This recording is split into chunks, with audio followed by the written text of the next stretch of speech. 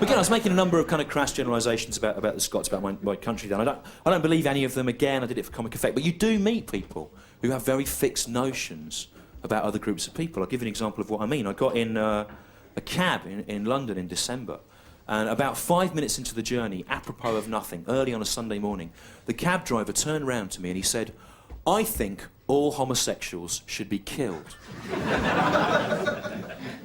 Now, whatever you think of that, Glasgow, as a statement, you have to admit it's a bold opening conversation with a stranger. And I was a bit taken aback. I went to him, "Oh, why do you think that?" And then there was a pause, because he'd obviously never had to go to the next level of the argument before. Fraternising mainly with cab drivers, so well, that was just accepted as a point. So, and he said, well, after a moment, he said, well, because homosexuality is immoral.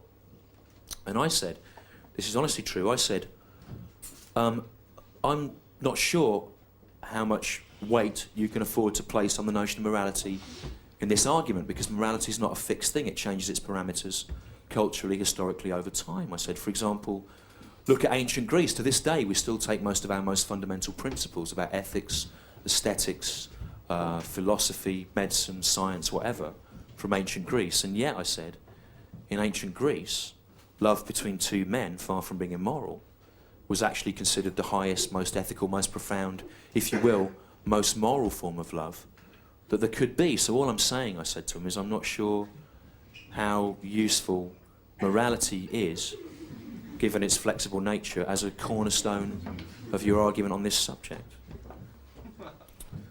And then he said to me, this is honestly true, he said, well, you can prove anything with facts, can't you?